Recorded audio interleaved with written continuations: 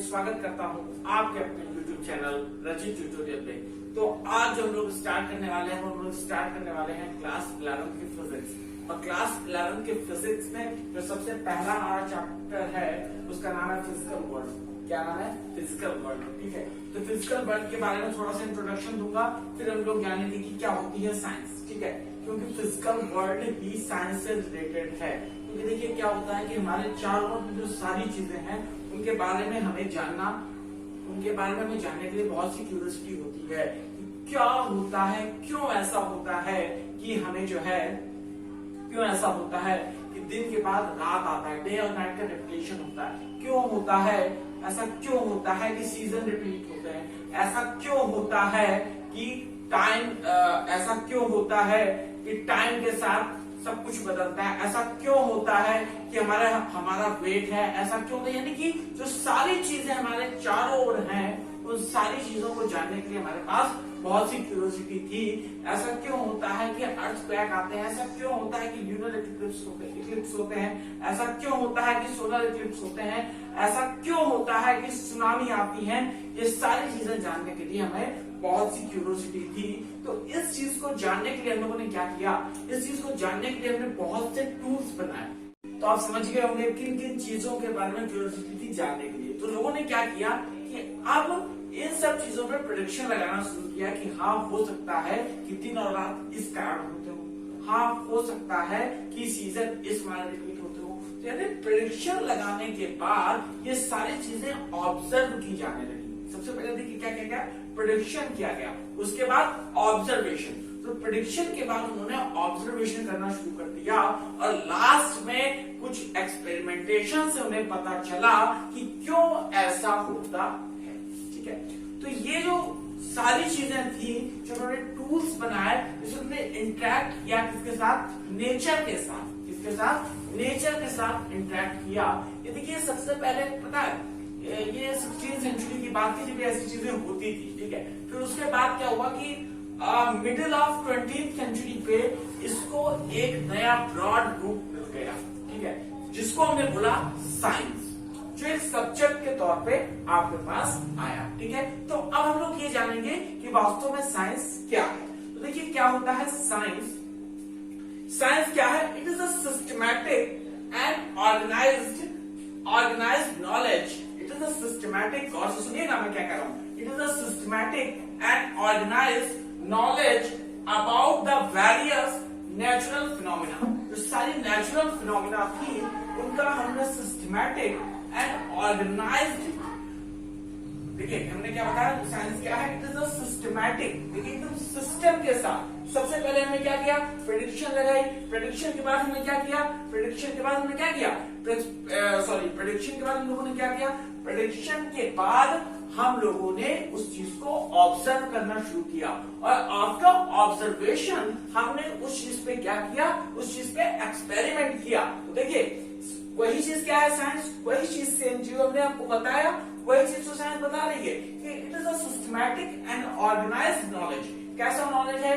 Systematic और organised knowledge है about the various natural phenomena.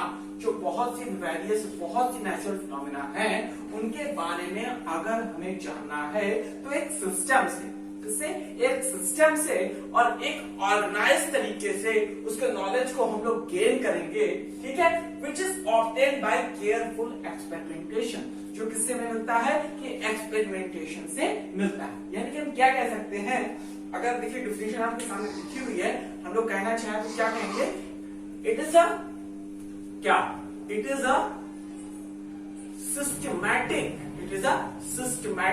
And organised knowledge. It is a systematic and organised knowledge about the various natural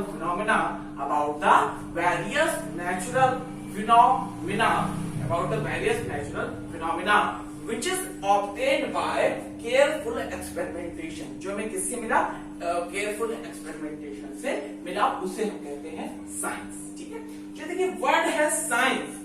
ठीक है, ये जो word है science, ये Latin language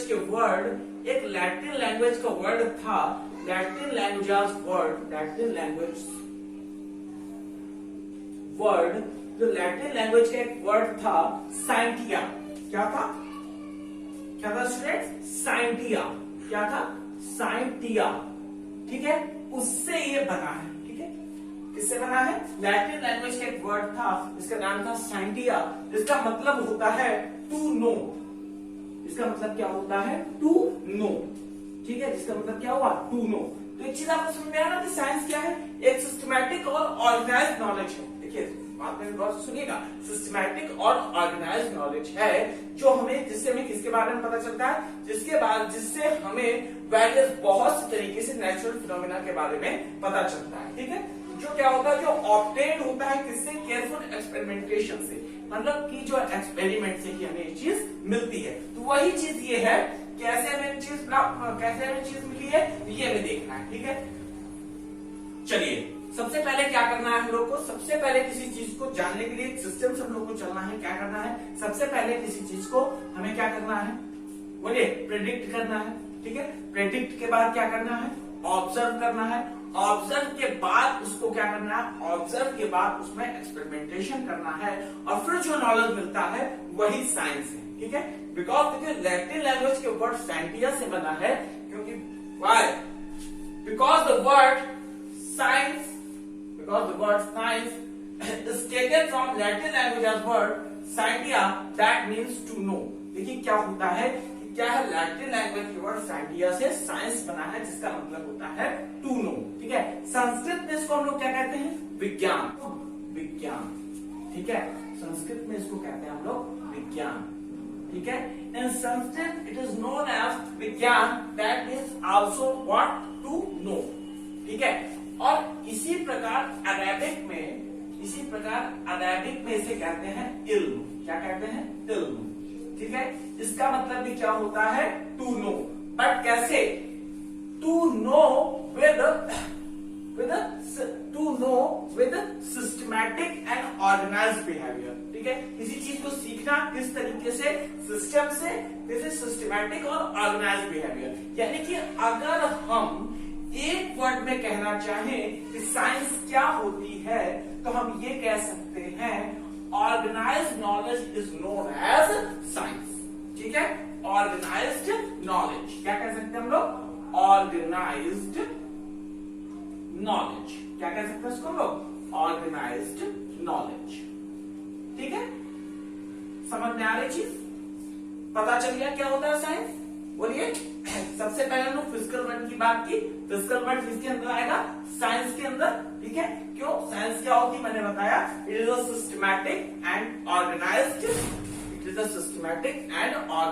knowledge about the various natural phenomena which is obtained by careful experimentation। ठीक है, हमने और आपको ये बताया कि जो the word science is taken from Latin language as word scientia। ठीक है, जो वर्ड है साइंस, ये लैटिन लैंग्वेज के वर्ड साइंसिया से लेकर बना हुआ है, इसका मतलब होता है टू नो। ठीक है, उसके बाद हमने बताया कि संस्कृत में साइंस को संस्कृत या हिंदी में क्या कहते हैं? विज्ञान कहते हैं, और इसी तरीके इसे हम इसमें अरेबिक में कहते हैं इल्म, जिसका मतलब होता है to know with organised and systematic behaviour. अगर हम वन वर्ड में साइंस को डिफाइन करना चाहें तो हम कह सकते हैं organised knowledge is known as science. Okay, इतनी चीज समझ में आती है? कोई दिक्कत नहीं है? बोलिए।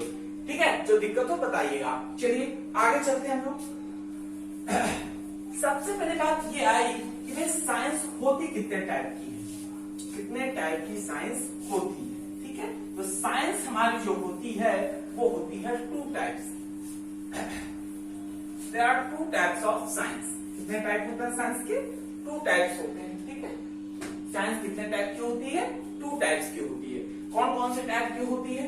एक हमारी होती है बायोलॉजिकल साइंस। एक कौन सी होती है हमारी? Biological science. ठीक है, बायोलॉजिकल साइंस। और दूसरी हमारी होती है फिजिकल साइंस। कौन सी साइंस? Physical science.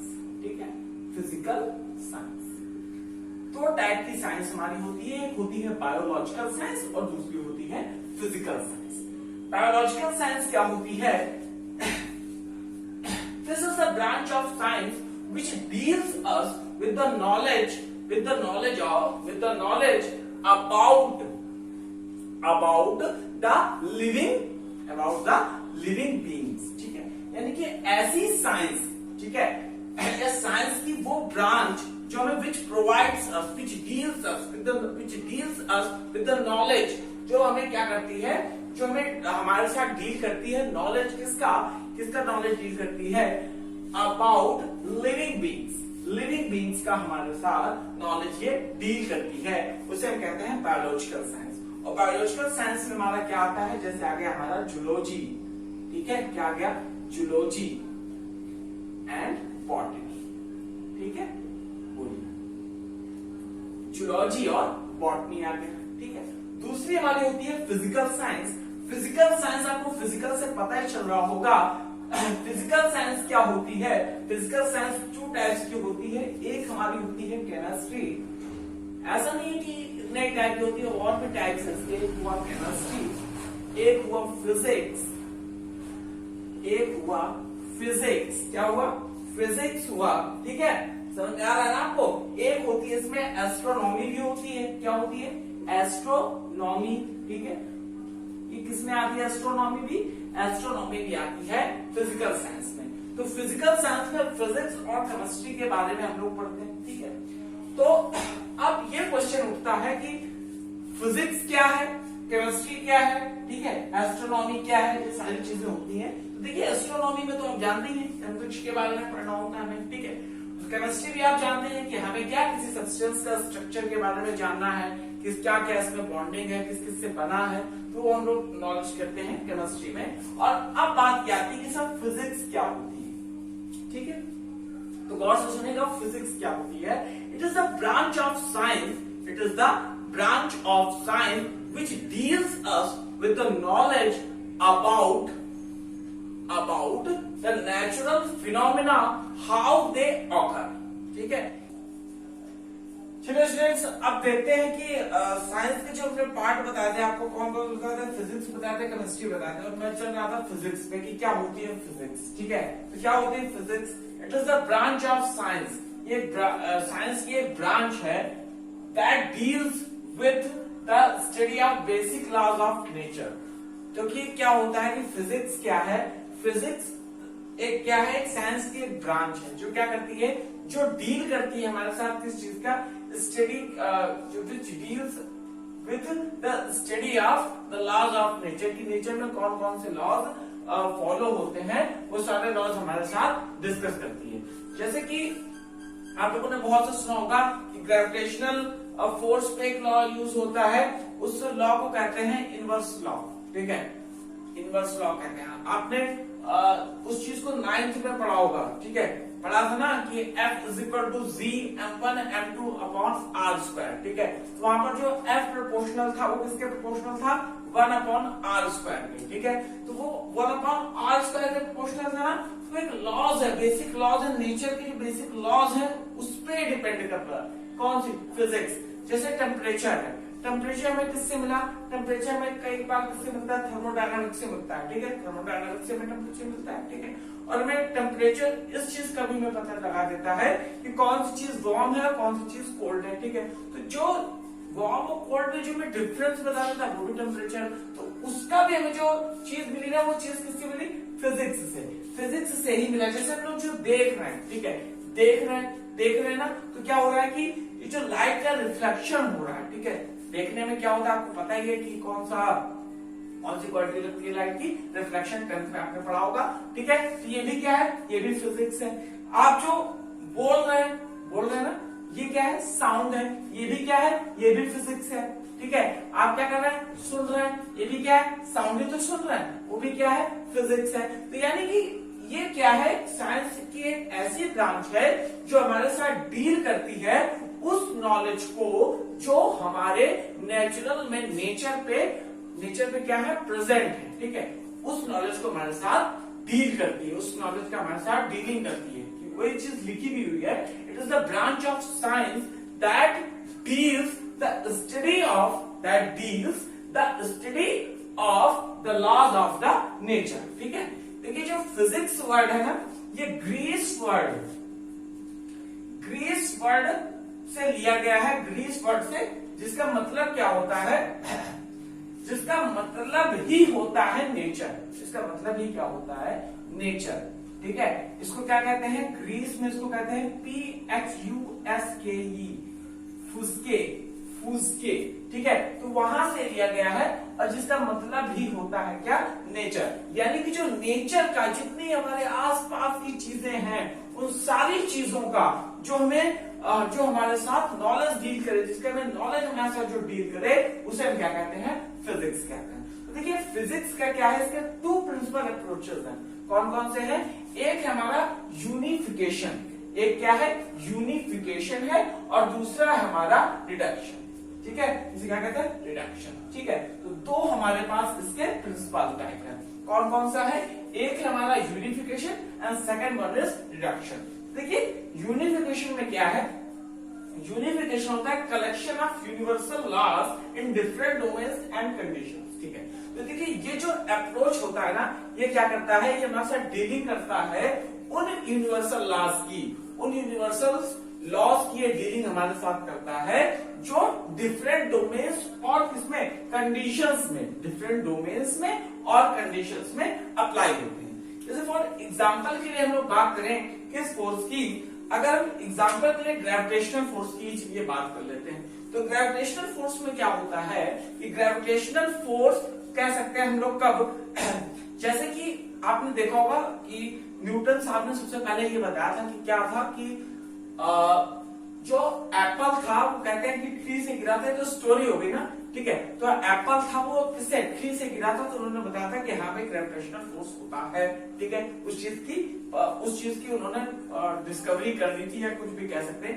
देखिए पहली बात तो ये क्या, एक बात मैं आपको बता दूं, ये चैप्टर थोड़ा सा ना थ्योरेटिकल है, तो थोड़ा सा आपको लेंथी टाइप लग सकता है, बट थोड़ा सा आप लोग समझने की कोशिश कीजिएगा।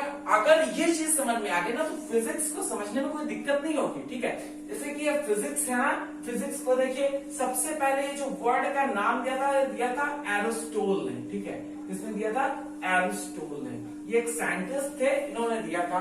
ठीक है, तो ये भी एक चीज ध्यान रखिएगा, ये भी एक चीज पूछी जा सकती है। बाकी बहुत खींच के अगर आएगा ना एग्जाम में, तो 1 या 2 मार्क्स का ही आता है, इससे ज्यादा नहीं आता। ठीक है, अब गौर से बात सुनिए, हम लोग कहां चल रहे थे, मैं कहां पे आ गया, यूनिफिकेशन पे चल रहे थे। हमने कहा collection of universal laws in different domains and condition. Example के लिए हमने लिया था कौन सा, हमने लिया था ग्रेविटेशनल फोर्स। ग्रेविटेशनल फोर्स में मैंने आपको क्या बताया था, जो हमारे न्यूटन साहब थे उन्होंने बताया था कि अगर एप्पल ट्री से गिरा है तो क्या हुआ है, तो वहां पर ग्रेविटेशनल फोर्स अप्लाई हुआ है।